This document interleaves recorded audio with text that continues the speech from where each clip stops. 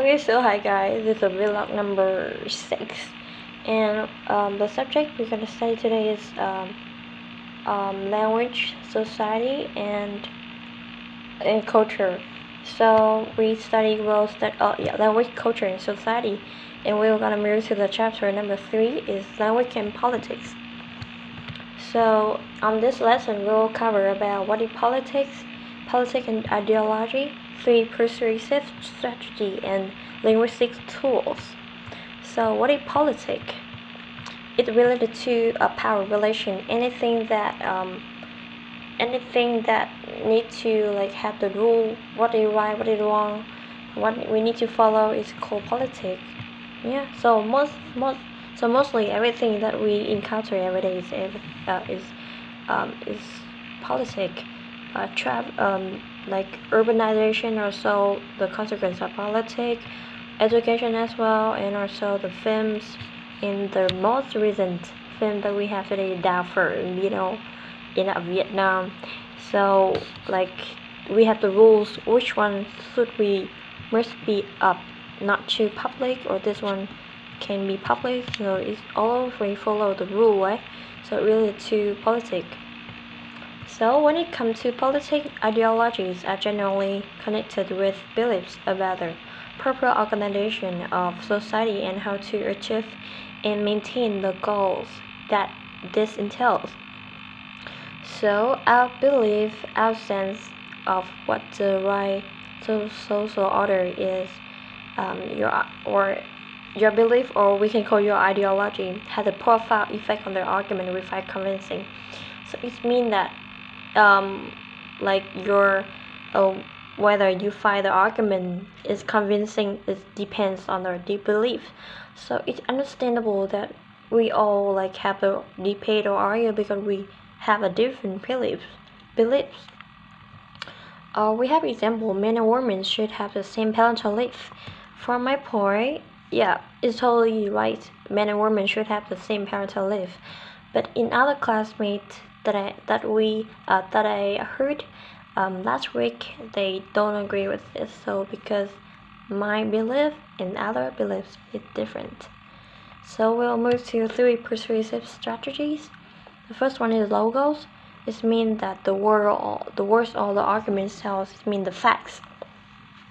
The ethos is the argument from personality, that is, we trust the argument or idea because we trust the speaker. So some advertisement will use some kind of celebrity to advertise their product. So they are using their persuasive strategy, which is called ethos. And the last persuasive strategy according to Aristotle is 1991 is pathos. It means that the emotion conveyed or the emotional connection to an idea or issue. So in short, logos is audience reasons, ethos is speaker status or authority, and pathos is emotions. So we have some example here to illustrate. A commercial advertisement might point out the science behind the efficacy of the commercial. So they use logos. It might employ a celebrity to deliver a message. So it's called ethos. They're using ethos. Celebrity though. And the advertisement may generally appear to the general desire to look better. The feeling of happiness when you look better is called pathos because it's related to the emotion happiness.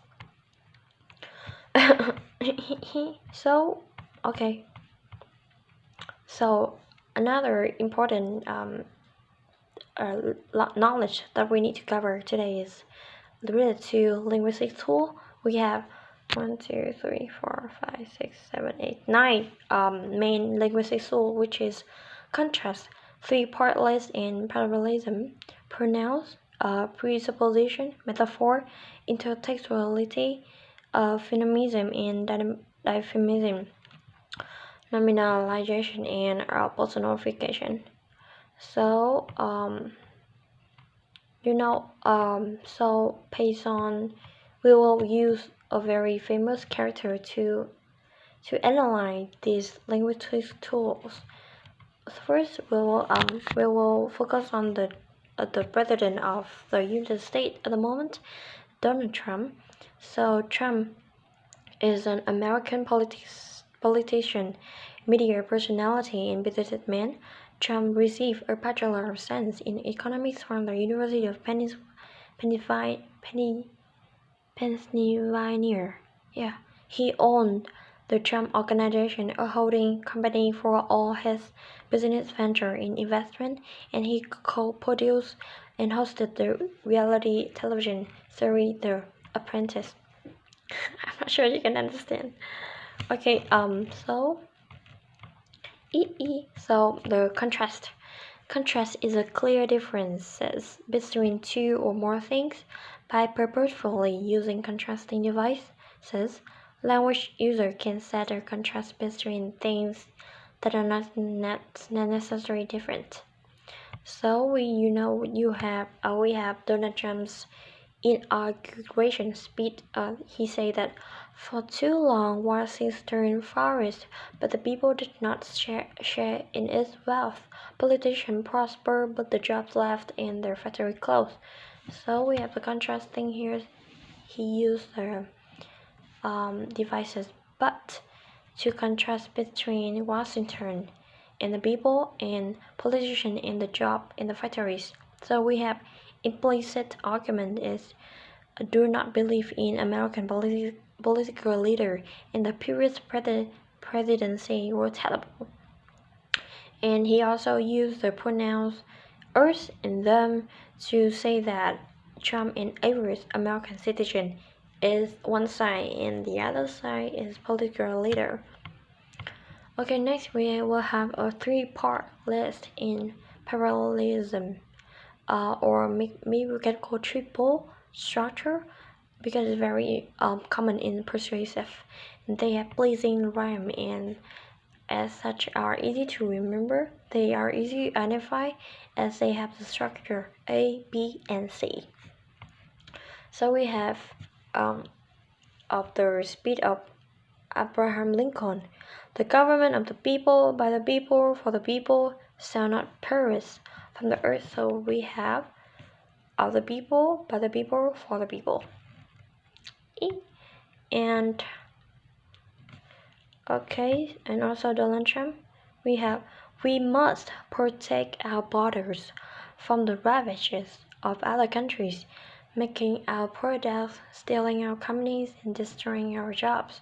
So we have implicit argument is the U.S. and other countries are enemy, and he also legitimize hostility toward other countries.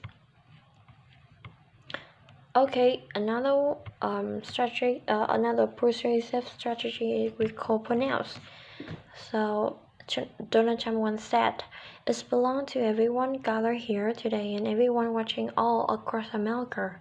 This is your day. This is your celebration, and this, the United States of America, is the country." So he used the pronoun you, your to gain their supportive from the one who's not really in the Donald Trump side. Like he wants to involve everyone. This is your day. Even I don't support Donald Trump, but when I hear this, I feel like I feel some kind of involvement. So this kind of strategy is very powerful. Another one we have preposition. Preposition refers to an underlying belief or assumption about the word or foundational conviction connected to a statement assumed to be true within a conversation. So we have John stop smoking. We have the preposition is John used to smoke or John know how to smoke. Or baby slept through the night. We have the preposition there was a baby or the location of the baby is night time.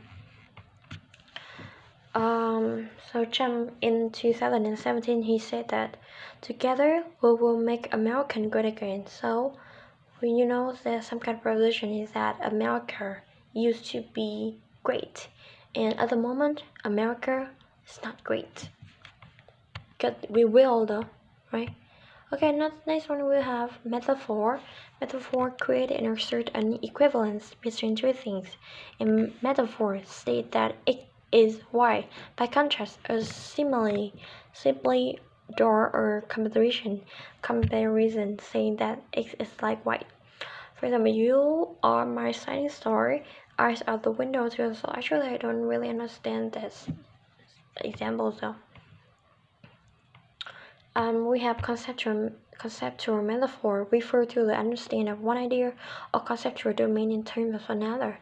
So we cannot define what is time, right? So we need to refer to another term which is money. So we have time is money. Okay.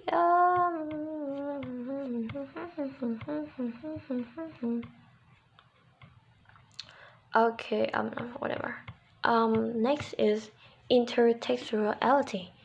So intertextuality refers to the strategy of drawing on historical and cultural knowledge without necessarily spelling out the full meaning and significance of that reference. Intertextuality also reminds us that text and language had a relation to previous text and utterance. So we think gender equality is an important principle. From the Chung sister today, strong, confident women have always have moved to Vietnam forward. This is by President Obama in 2016. So he related to Chung sister that belong to Vietnamese history. So he wants to gain the support from Vietnamese young people, as well as he wants to involve them, because Chung sister is very famous, very historical character in Vietnam. We have euphemism and diaphonism. We have euphemism is a word used to make something which might otherwise be unpleasant or disagreeable more being. And diaphonism, by contrast, makes something more disagreeable or unpleasant than it might otherwise be. So we have euphemism. She passed away last year.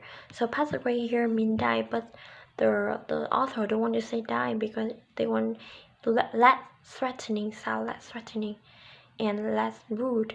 So in contrast, diaphonism, we have a cow burger. It means a hamburger, right?